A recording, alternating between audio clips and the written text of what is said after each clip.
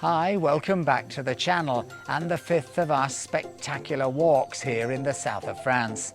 Today we're at the Villa EPHRUSSI de Rothschild, the fantastic Belle Epoque villa on Saint-Jean-cap-Ferrat, and we're going to devote the entire episode to a spectacular tour of the house and its 9 gardens. Along the way, we're going to discover some of the dark demons that drove Beatrice Rothschild to build this incredible house. We're going to find out why she had a very strange marriage for her dogs. We're going to find out what she got up to with her lover in the garden, allegedly. And we're going to discover just how much money her late husband gambled away. So lace up your boots. Let's get going.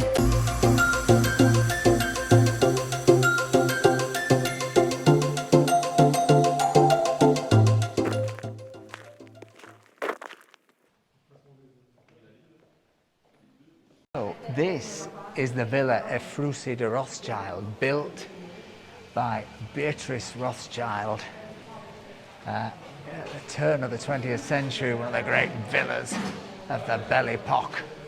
And what's this room, Mr. Boo? This is the grand patio. The grand patio? Yeah. We used to have a patio in Dewsbury. Yeah, well, it's just like that, really. Has she got any patio doors? She has got patio doors that lead off into all the different rooms. Oh, very good. It's very, very beautiful. I was reading there's a secret here in that some of these pillars are marble and some of them are actually sort of supporting pillars. They're made of steel, but they're painted sort of trompe-l'oeil style to Look like marble. look like marble. Sneaky. Clever that. So, Mr. Boo, guide of excess, where are we going now? The Grand Salon. We're going into the grand salon, the main reception room. Oh, this is quite a number, isn't it? Wow. Not bad, eh?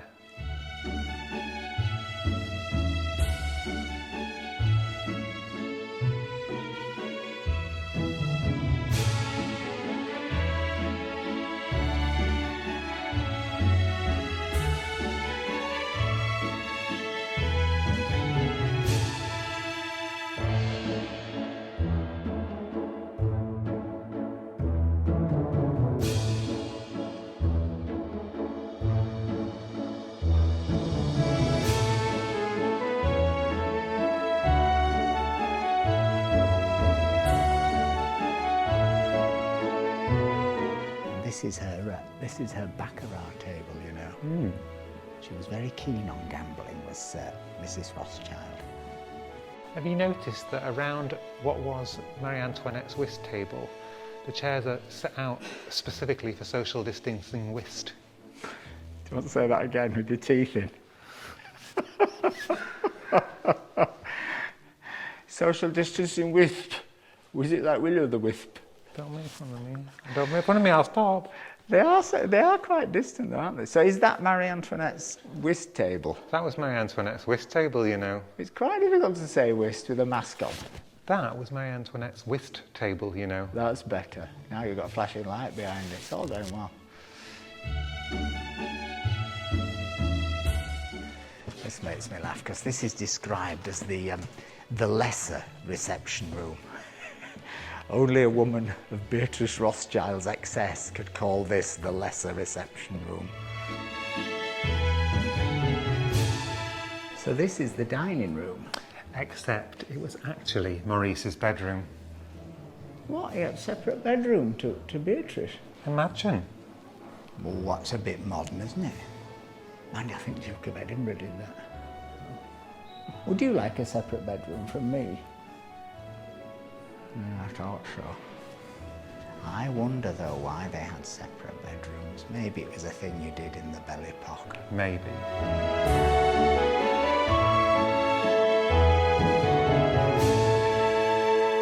What's this room, Mr. Boo? This is Beatrice's boudoir. Oh, I know something interesting about her boudoir. Oh, do you? She had a desk with a secret compartment in it. Wow. And Maurice had installed, like many of the aristocrats did in that day, one of the first telephones on the French Riviera. Wow. And I think her number was 166. I wonder if it still works. Should I just try and give it a ring?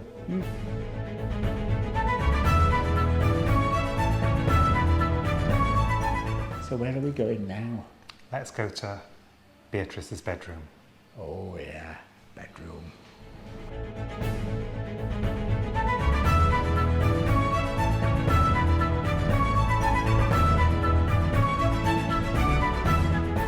So these little chairs here Yeah. were for Beatrice's dog and her pet mongoose. Pet mongoose. Yeah, she had a pet mongoose and 2 monkeys. Oh.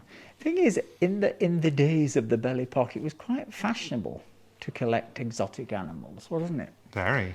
But an interesting thing that Beatrice did, I'm going to take the mask down to reveal this, is she had a marriage between her favourite lapdogs, and it was a full-on wedding. Invites were sent, there was a band, the caterers provided a lot of pedigree chum, but yeah. I wonder if we could have a wedding like that for Halloween. No, definitely not, because Halloween, well, I mean, apart from anything else, nobody likes Halloween. That's true. And you have to find somebody who likes you if you want to get married, in my experience. But yeah, in the days of the belly pock, they liked to do things to excess. So the idea of marrying these dogs, well, it's just par for the course if you were a member of the Rothschild banking dynasty.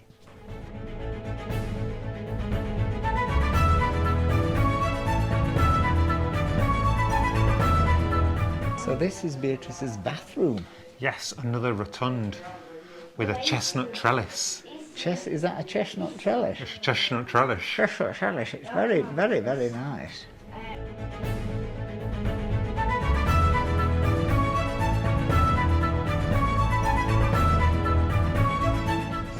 Bit of a queue to get upstairs. COVID queue. Merci. Merci. But you said they all live downstairs. So what did they do upstairs? They had their guests upstairs. Oh, they're guests, that's what you said. Guest suites. Well, you know what they say about guests, they're like fish, on the 3rd day they go off. They didn't have a lift, did they?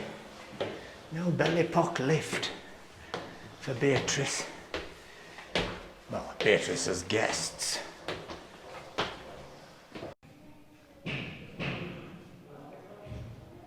Oh, this is why there's a big queue up the stairs. There's a big restoration job going on. Yes, I can see why she put her guests up here with all that banging. This is where we'd have stayed, Mr. Boo, if we'd been around when Beatrice was around. Because she'd have invited us. Oh, sure, she's invited us, friends of the channel. Yeah. I wonder why they call this the blue bedroom. You any idea?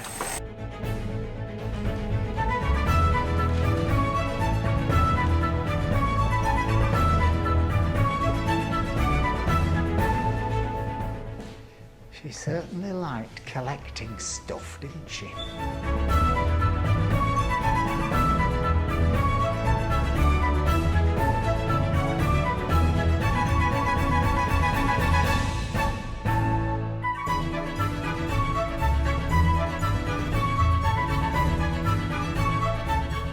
You're right, they certainly practiced social distancing, didn't they, with this chair layout?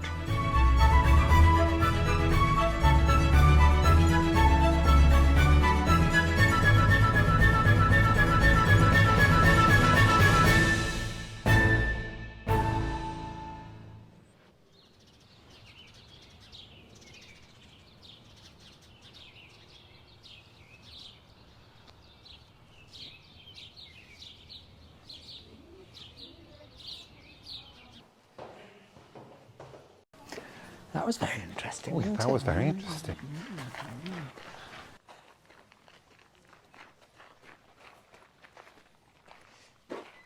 It's quite nice. This is the restaurant and the function room, because they do quite a lot of weddings, don't they, here in the summer? They do. And you see giant firework displays, and I think you can book and come as a party and buy a picnic, and there's all kinds of special offers. Check their website. She didn't have a bad view, did she? No, not a bad view at all, that. Not bad. She chose a good spot to build her house. So all the gardens in like different themes? Yep, there's a Venetian, a Florentine, an Espanol, a French, and of course, a Jardin Exotique. Ooh. And this is the Spanish garden. Oui.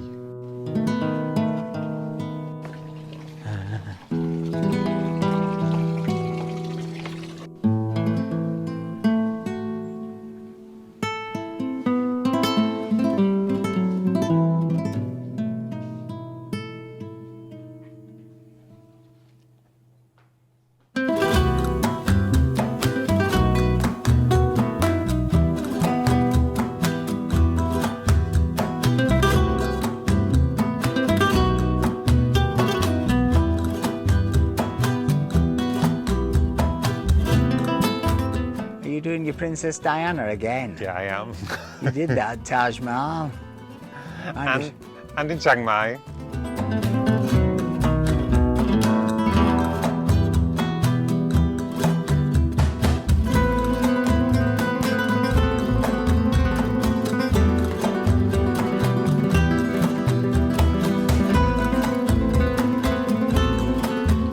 I love gardens. Me too. I wish we did more garden videos.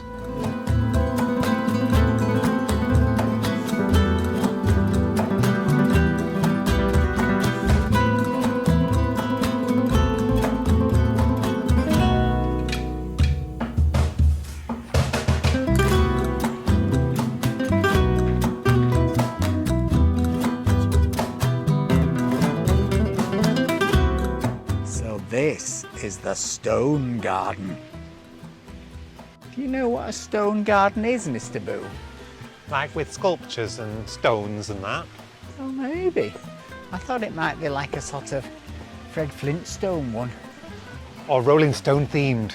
Oh, yeah. If it is, though, you won't get any satisfaction.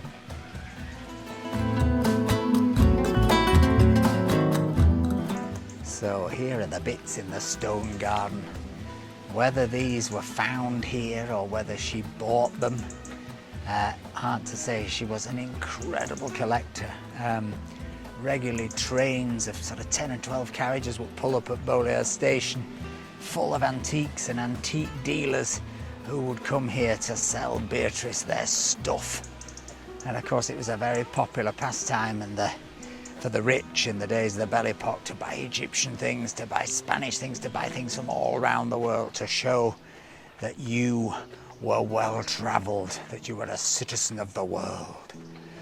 Shame that's going out of fashion.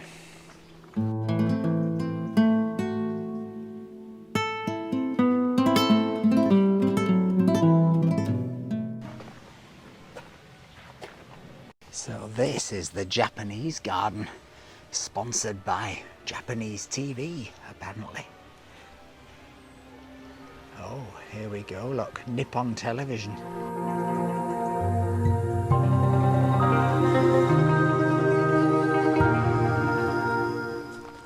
We're coming up to the fish pond. Oh, has it got some koi carps? I believe so. Oh, I like them. Look.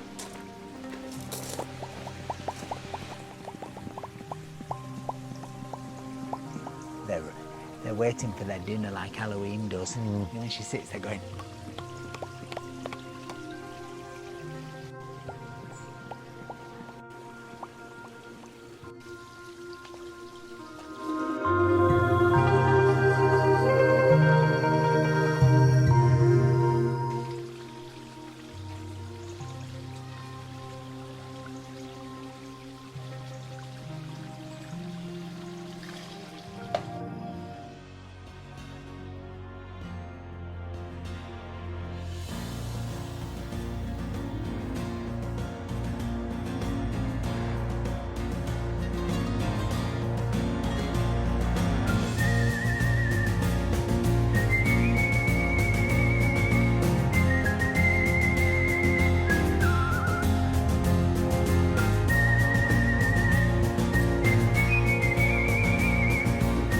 These are the Queen's tears.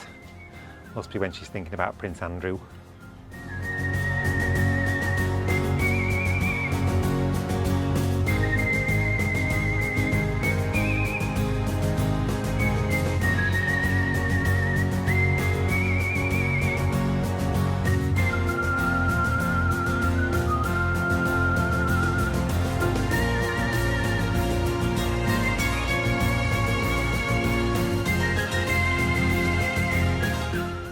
So this is the rose garden. Oh, where's Nick Clegg when you need him? David Cameron. It's not really in season for roses, is it? No, but they smell amazing. They do, don't they?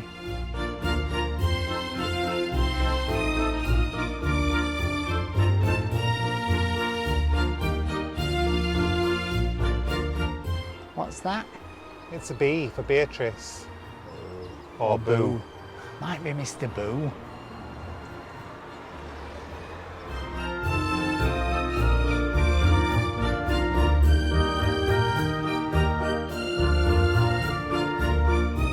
And of course, still to come is the fantastic fountain display right at the end of our tour. Don't go anywhere. While we're going up here, I just wanted to say a really big thank you to everyone over the last few months who's contributed to the channel and bought us a coffee. It does make a huge difference. It costs money to run the channel, all the software we use and the subscriptions to them, etc. And even coming here, the Rothschild Villa is, you know, it's 32 euros for the two of us. So thank you so much for contributing and helping us to keep going, and crucially helping us to keep independent so we can kind of say what we want really, rather than just toe the line. Thank you. And that villa up there is Maryland, one of the biggest villas on the entire peninsula. It was once owned by the Microsoft billionaire Paul Allen.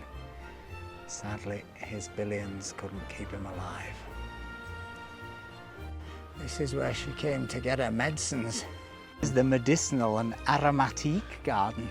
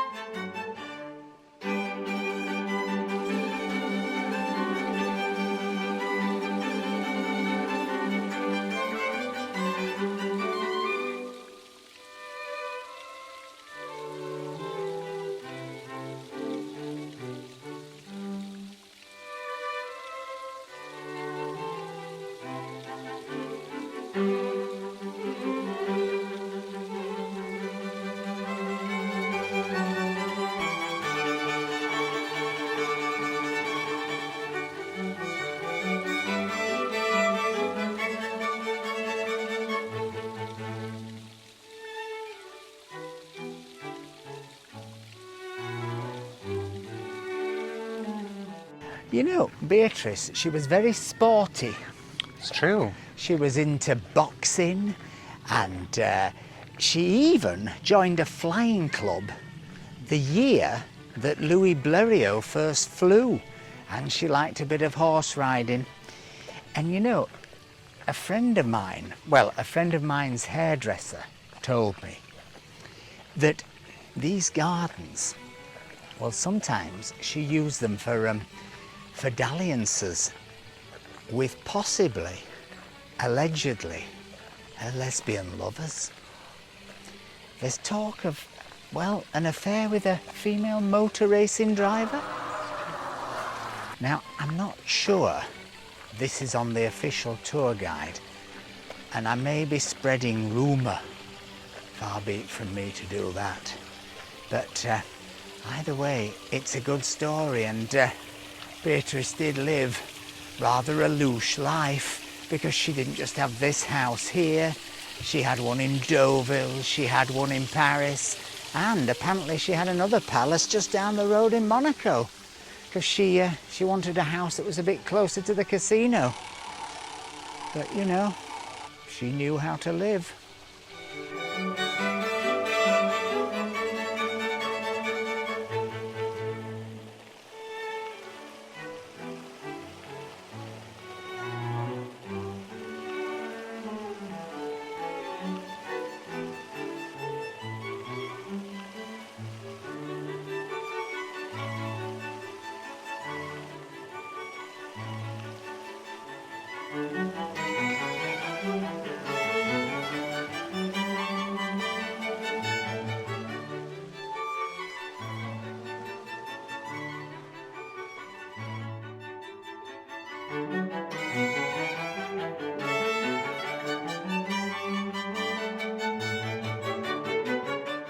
Well, that was the Rothschild villa. Yeah, amazing. It's quite something. What I love about it is the stories around Beatrice. I just think it's not a sort of dull National Trust kind of thing. There's a lot of layers to the story.